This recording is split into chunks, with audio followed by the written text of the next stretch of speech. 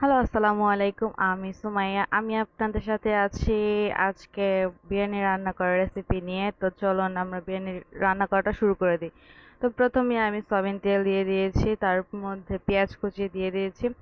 পেঁয়াজ কুচি আর তেল একসাথে একটু চুপা চুপা হয়ে যায়, যেন ভাজা ভাজা হয়। তারপরে নাড়াচাড়ার মাধ্যমে আমি একটু লাল লাল করে ভেজে নিয়েছি। ভেজে নেওয়ার পরে আমি এখানে পরিমাণ মতো প্রায় 3 চামচের মতো আমি আদা রসুন দিছি। আদা রসুন দিয়ে আবার একটু ভালো করে নাড়াচাড়া করে, যেহেতু ছিটছে, তো একটু পানি ঢেলে কষায় নেওয়া উচিত। তো ভালো করে কষায় নেওয়া হচ্ছে। কষানোর পরে আমি এখানে পরিমাণ মতো ভালো করে কষে আসলে তারপর আমি এখানে দিয়ে দিব 2 চামচের মতো লবণ। লবণটা দেওয়ার পরে এখানে আর আমি অ্যাড করতেছি গরম মশলা, যেহেতু গরম মশলার গুঁড়াটা অ্যাড করেছি মাংসের গোশতের সাথে মিশে যাবে আর কি। তার জন্য ভাজা গরম মশলার গুঁড়ি অল্প করেই দিয়েছি। তো মশলার মধ্যে তো আছেই, তার জন্য তো বেশি দিইনি।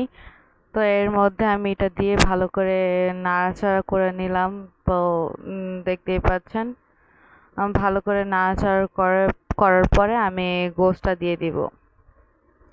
আমি আধা কেজির মতো গোশ নিয়েছি, আধা কেজির মতনই হবে। তো এইটুকু দিয়ে আজকে আমি রান্না করব। তো আধা কেজির মতো গোশ নেওয়ার পরে এই মুহূর্তে তারপরে আমি নাড়াচাড়া করে কষানোর পরে আমি পানি দিয়ে ঢেকে দিব। তো অনেকক্ষণ বাদে চুলাটা একটু কমিয়ে দিছি। অনেকক্ষণ বাদে একটু কষে আসলে তারপরে আবার মশলাটা দিয়ে উঠিয়ে নেব। তো মশলা দেওয়া হচ্ছে। তো মশলা পুরোটাই দেওয়া হচ্ছে। 1 কেজি 1 কেজি মানে বিরিয়ানিতে একটা মশলা পুরোটাই লাগে। তো একটা মশলা পুরোটা দিয়ে ভালো করে আবার কষিয়ে নিয়েছি। তো ভালো করে মশলার সাথে কষায় নেওয়ার পরে আমি আবার একটু দিলাম। ঝোল দেওয়ার মধ্যে আমি একটু টক দই আর হচ্ছে টমেটো সসটা দিয়ে দিয়েছি লাস্টে। তো আর হচ্ছে মটরশুঁটি, ওই যে মটরশুঁটিটাও দিয়ে দিয়েছি। মটরশুঁটিটাও কষানো হয়ে যাবে একসাথেই। মটরশুঁটিটা আগেই সেদ্ধ করা ছিল আর হালকা ভাপ দেওয়া ছিল আর কি। তো মটরশুঁটিটাও দেওয়া হয়ে গেছে। এটা আস্তে আস্তে কষবে। টমেটো সস আর হচ্ছে টক দইটা, টমেটো সসটা প্যাকেটেরটা আর টক দই ঘরেই বানানো হয়েছে। আর কয়টা কাঁচামরিচ দিয়ে দিয়েছি আনাম আনাম। তো ওটা সেদ্ধ হয়ে যাবে। তো এখানে আমি এটা নামিয়ে রেখে পোলাওটা আর কি বসাবো, ভাতটা বসায় দেব।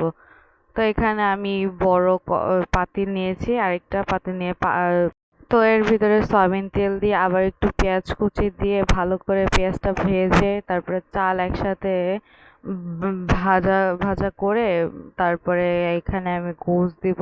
বা ভালো ভালো করে আগে লবণটা একটু কম হয়েছিল, তার জন্য একটু লবণ দেওয়া হয়েছে। তো লবণটা দেওয়ার পরে এই তো আর কি গোশটা দেওয়ার পরে আবার একটু নাড়াচাড়া করে নিয়ে তারপর পরিমাণ মতো পানি দেবে আর কি। পানি দেওয়া হবে। তো যেটা দিয়ে আর কি রান্না হয়েছে ওইটা দিয়ে আর কি পানি দেওয়া হয়েছে। তো পরিমাণ মতো পানি দিয়ে আমি চুলার আঁচটা বাড়িয়ে দিব। ঢাকবো না, উতলানোর পরে ঢেকে দিব। ঢেকে দেওয়ার পরে যে পানিটা কমে আসবে তারপরে ঢেকে দিব। তো ঢেকে দেওয়ার পরে পানি দেওয়া শেষে ঢেকে দিব। তো বিরিয়ানি রান্না করতে করতে আপনাদেরকে একটা রিকোয়েস্ট করি, আমার ভিডিওটা দেখে ভালো লাগলে অবশ্যই একটা লাইক, কমেন্ট, সাবস্ক্রাইব করে দেবেন প্লিজ। আমার পাশে থাকার জন্য আপনাদেরকে অনেক অনেক ধন্যবাদ। আমি চাই আপনারাও আমাদের আমাদের মতো আগ্রহ। ভিডিওর মধ্যে কোনো ভুল ত্রুটি হলে আমাকে কমেন্ট সেকশনে জানাবেন, অবশ্যই ঠিক করার চেষ্টা করব। তো অবশ্যই একটা লাইক আর যদি পারেন একটা সাবস্ক্রাইব করে দিয়ে যাবেন। আপনাদের কাছে একটা রিকোয়েস্ট, আমার ভিডিওটা একটু দেখবেন প্লিজ প্লিজ প্লিজ।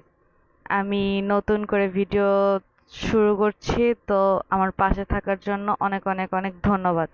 তো কথা বলতে বলতে আমাদের পোলাওটা প্রায় শেষ, এখন পরিবেশনের পালা। আমার ভিডিওটা দেখার জন্য আপনাদেরকে অনেক অনেক ধন্যবাদ।